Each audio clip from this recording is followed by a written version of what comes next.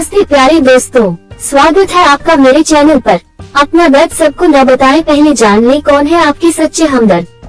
प्रभु, जब किसी को दुख होता है तो वह उसे दूसरों से साझा करता है, लेकिन कई बार लोग उसका मजाक बना लेते हैं। ऐसा क्यों होता है? भगवान शिव और माता पार्वती अपने दर्द को किससे साझा करें? हिमालय की पवित्र गुफाओं में मंद मंद बहती शीतल वायु के बीच एक दिन माता पार्वती भगवान शिव के पास आई। उनका मुख गंभीर था, आंखों में एक गहरी चिंता झलक रही थी। भगवान शिव ने जब उन्हें इस स्थिति में देखा तो प्रेम पूर्वक पूछा, हे पार्वती, तुम्हारे मुख पर यह चिंता क्यों है? किस बात ने तुम्हारे मन को व्याकुल कर दिया? माता पार्वती ने एक गहरी सांस ली और बोली, प्रभु, मैंने देखा है कि जब कोई दुखी होता है तो वह अपने दर्द को दूसरों से साझा करता है, लेकिन कई बार लोग उसकी तकलीफ का मजाक बनाते हैं, उसे समझने के बजाय उस पर हंसते हैं। क्यों होता है ऐसा? भगवान शिव कुछ क्षण मौन रहे, फिर मन मुस्कान के साथ बोले, हे देवी, ये संसार का स्वभाव है। हर व्यक्ति संवेदनशील नहीं होता। कुछ लोग ऐसे होते हैं जो तुम्हारे घावों पर मरहम लगाएंगे, लेकिन अधिकतर लोग भी होते हैं जो तुम्हारी तकलीफ पर नमक छिड़केंगे। माता पार्वती की आंखों में जिज्ञासा बढ़ गई। उन्होंने पूछा, तो क्या हमें अपनी पीड़ा को भीतर ही रखना चाहिए? क्या हमें कभी किसी से कुछ नहीं कहना चाहिए? भगवान शिव ने गंभीर स्वर में कहा, नहीं देवी, पीड़ा को दबाना भी उचित नहीं है, लेकिन उसे साझा करने का विवेक होना चाहिए। संसार में हर कोई तुम्हारा सच्चा हमदर्द नहीं होता।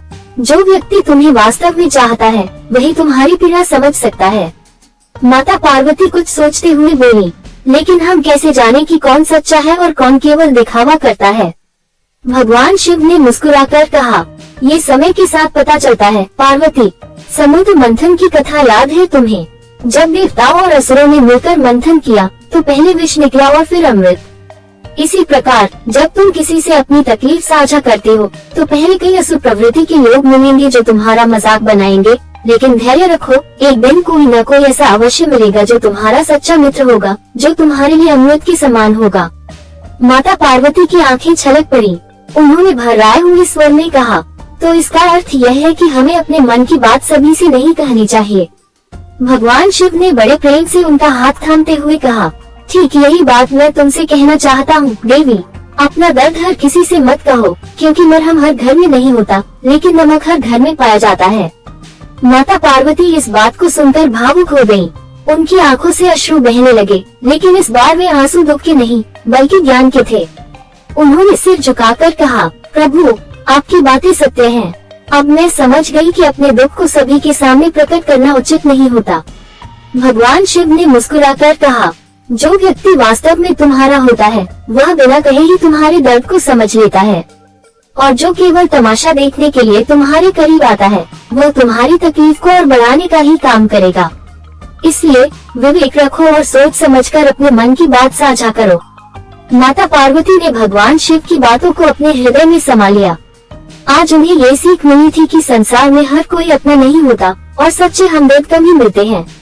इसलिए जब भी जीवन में कोई दुख हो तो पहले यह अवश्य सोचे, क्या जिसे मैं बताने जा रहा हूँ वह मेरा सच्चा हितैषी है या केवल एक तमाशबीन। तो दोस्तों, आपको यह वीडियो कैसी लगी?